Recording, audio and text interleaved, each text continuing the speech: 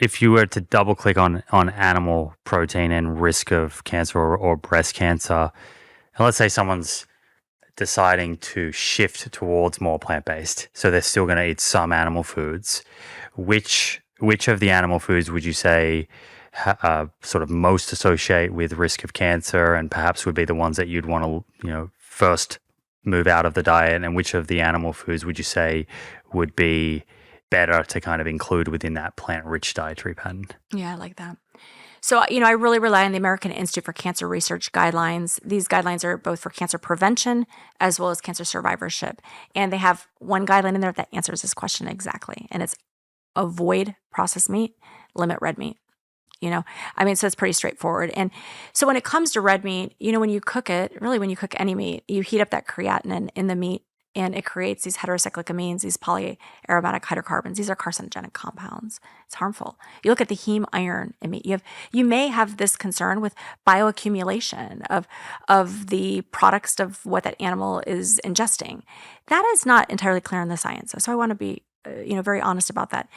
There's these other molecules, these inflammatory molecules within the meat itself, these new 4GC molecules. You can just go on and on. It's fascinating when you look at food science in terms of how that can drive tumorigenesis forward. And, basically what's happening is our genes are just like these active agents, and there are things that can turn them on that can help to reduce the risk of cancer occurring, and you can help to turn off, things that are making cancer occur. So you can make it happen either way, turning on tumor suppressor genes to protect the body, or turning on tumor promoter genes to cause cancer to occur.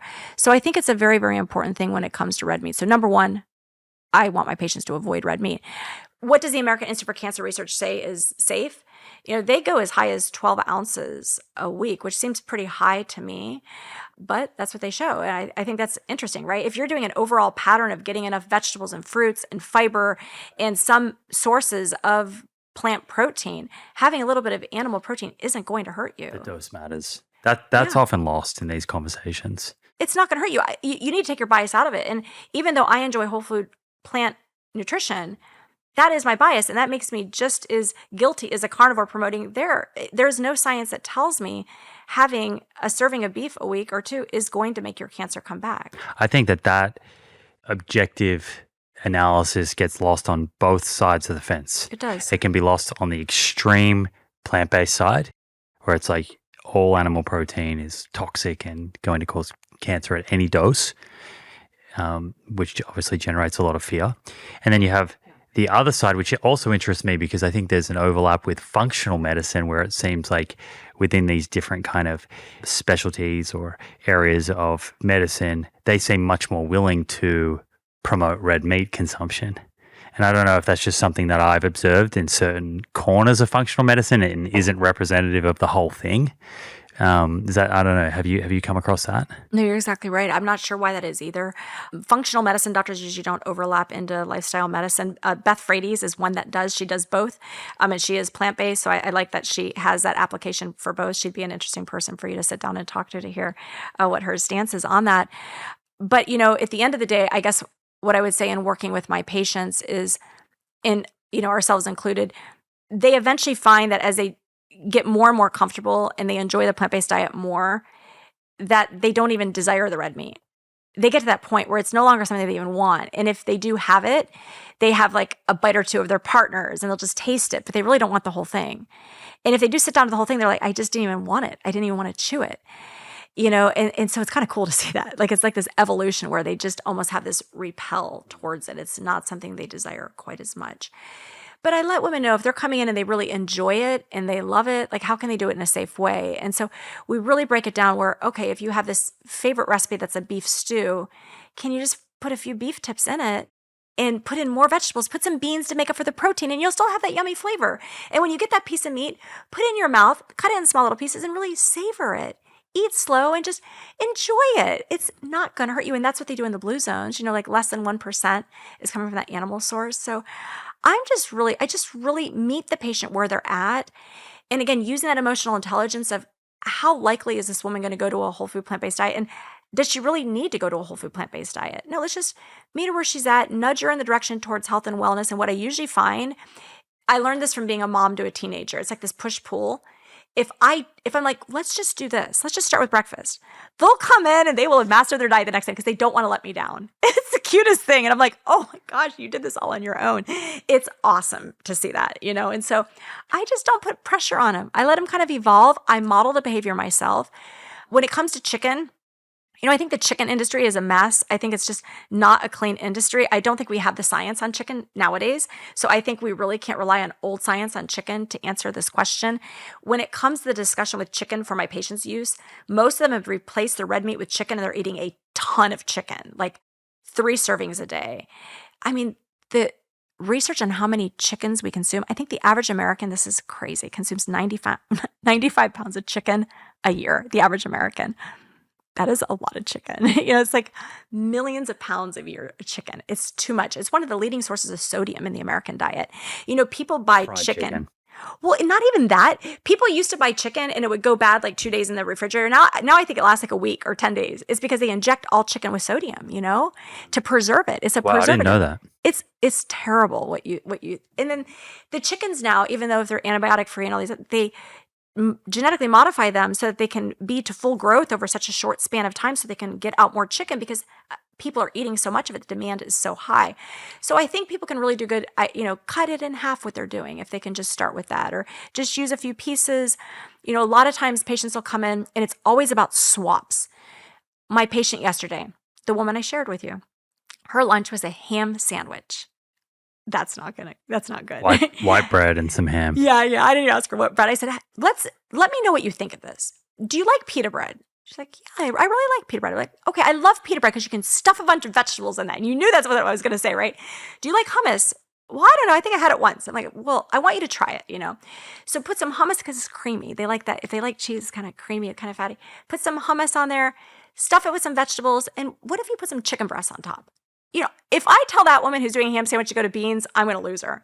But her face lit up like, oh, I thought you were going to tell me beans, but you're telling me chicken. I'm like, yeah. Oh, tempeh. What are you doing? Like, what's that? Yeah, you can't do that. Like, it's too big of a step, right? So I use these stepping stones, turn over, and she was super excited about the sandwich, And so that's kind of what this is about. It's just making little moves in the right direction, adding some beans with the hummus in there that she can enjoy.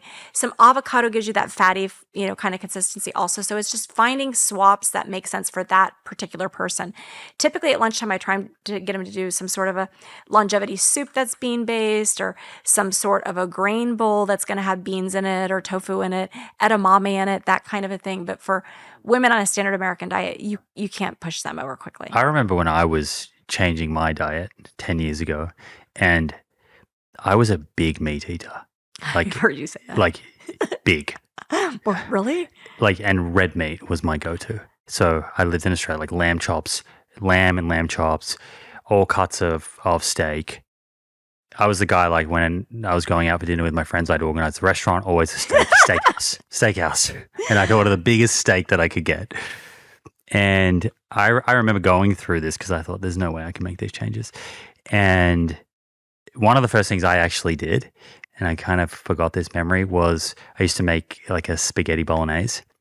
And I remember swapping out like half of the minced meat, the beef, with my brother gave me recipe. It was like, I think it was lentils and like tempeh kind of crumbled up. Ooh, yeah. Because when I first kind of bought tempeh and brought it home, I had no idea what to do with it. That's so cute. And so like my strategy was, how can I just kind of like get this into this meal without really even knowing it's there? and then slowly over time, I guess, my palate kind of adjusted and I just graduated slowly. Yeah. Before I knew it, I was having that spaghetti bolognese without any beef mince. You feel better? I feel way better. Oh, I love that. Yeah. Oh. Yeah. I mean, it didn't take long for me to kind of feel energetically better.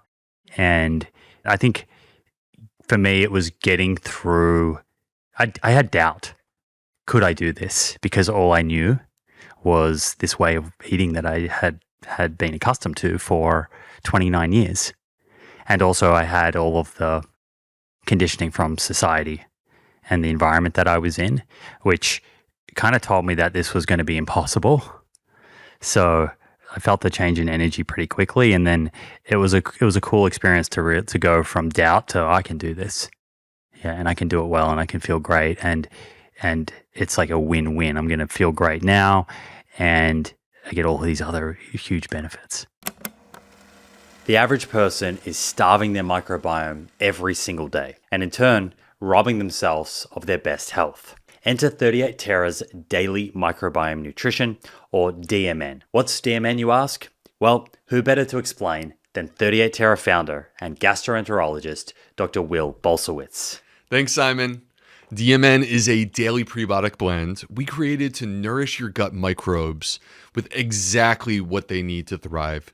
We used rigorously studied ingredients like Actazin kiwi fruit powder and Solno-resistant starch, both of which have been shown in clinical research to feed the beneficial bacteria, improve regularity, and support digestion and immune health. Of course, we left out the sugar and the unnecessary fillers that you find in so many other products. And what you end up with is the most complete prebiotic that I know of on the market today. In fact, this is the product that I've always wanted for my patients. Support your gut health today in the most practical, science-backed way with DMN. Simply head to 38terra.com.